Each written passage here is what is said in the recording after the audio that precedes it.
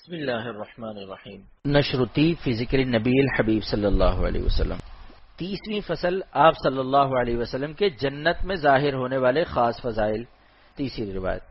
حضرت عبداللہ ابن عمرو بن العاص رضی اللہ عنہ سے روایت ہے کہ رسول اللہ صلی اللہ علیہ وسلم نے فرمایا، جب مؤذن کی اذان سنو تو جو وہ کہے تم بھی کہا کرو،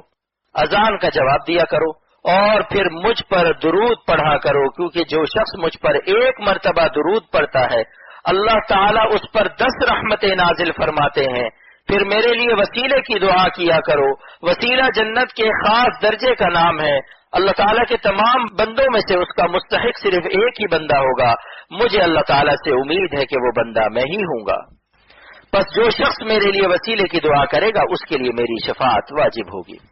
حضرت ابو سعید خدری رضی اللہ عنہ فرماتے ہیں کہ وسیلہ اللہ تعالیٰ کے ہاں ایک درجہ ہے جس سے بڑھ کر کوئی درجہ نہیں ہے۔ فائدہ قواعد سے ثابت ہے کہ اس درجے کے مستحق حضرت صلی اللہ علیہ وسلم ہی ہیں، کیونکہ جب آپ صلی اللہ علیہ وسلم ساری مخلوق سے افضل ہیں تو سب سے افضل درجہ بھی مخلوق کے افضل ترین آدمی ہی کو ملے گا۔ آپ صلی اللہ علیہ وسلم کے صاف صاف بیان نہ فرمانے کی وجہ شاید یہ ہو کہ اس وقت تک آپ صلی اللہ علیہ وسلم کو اس درجے کے ملنے کی وضاحت نہ ہوئی ہو۔ چوتھی روایت حضرت ابن عباس رضی اللہ عنہما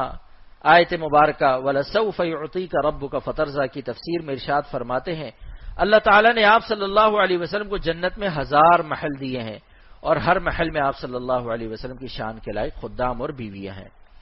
پانچویں روایت حضرت ابن عباس رضی اللہ عنہما نبی کریم صلی اللہ علیہ وسلم کا ارشاد نقل فرماتے ہیں کہ آپ صلی اللہ علیہ وسلم نے فرمایا، سب سے پہلے میں جنت کا دروازہ کھٹکھٹاؤں گا تو اللہ تعالیٰ میرے لیے جنت کا دروازہ کھول دیں گے اور مجھے اس میں داخل فرمائیں گے اور میرے ساتھ فقراء مومنین ہوں گے۔ فائدہ یہ بھی حضرت صلی اللہ علیہ وسلم کی خاص فضیلت ہے جو جنت میں ظاہر ہوگی کہ آپ صلی اللہ علیہ وسلم کے امتی سب امتوں سے پہلے جنت میں داخل ہوں گے۔ چھٹی روایت حضرت انس رضی اللہ عنہ سے روایت ہے کہ حضرت صلی اللہ علیہ وسلم نے فرمایا، ابو بکر و عمر رضی اللہ عنہما انبیاء علیہم السلام اور رسولوں کے سوا تمام اگلے اور پچھلے بڑی عمر کے جنتیوں کے سردار ہوں گے۔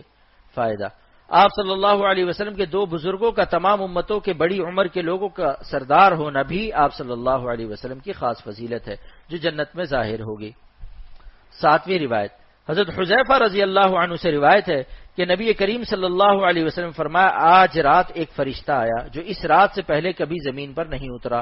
اس نے حق تعالیٰ سے مجھے سلام کرنے اور یہ خوشخبری سنانے کی اجازت چاہی کہ فاطمہ رضی اللہ عنہا تمام جنتی عورتوں کی سردار ہوں گی اور حسن و حسین رضی اللہ عنہما تمام جنتی جوانوں کے سردار ہوں گے۔ فائدہ حضرت صلی اللہ علیہ وسلم کے خاندان میں سے ان حضرات کا جنتی جوانوں اور عورتوں کا سردار ہونا بھی آپ صلی اللہ علیہ وسلم کی خاص فضیلت ہے جو جنت میں ظاہر ہوگی۔ اگرچہ حضرات حسنین رضی اللہ عنہما نے درمیانی عمر پائی ہے لیکن ان کو جوان بڑھاپے کے مقابلے میں فرمایا گیا ہے، چونکہ ان کی عمر حضرت ابو بکر و عمر رضی اللہ عنہما سے کم ہوئی ہے، اس لیے ان دونوں حضرات کو بڑی عمر والا اور حضرات حسنین رضی اللہ عنہما کو جوان فرمایا گیا ہے۔ پہلی اور آخری 3 روایتوں کے علاوہ باقی سب روایات مواہب سے نقل کی گئی ہیں۔ اللہ تعالی ہم سب کو رسول کریم صلی اللہ علیہ وسلم کی اتباع اور محبت کاملہ نصیب فرمائے، آمین۔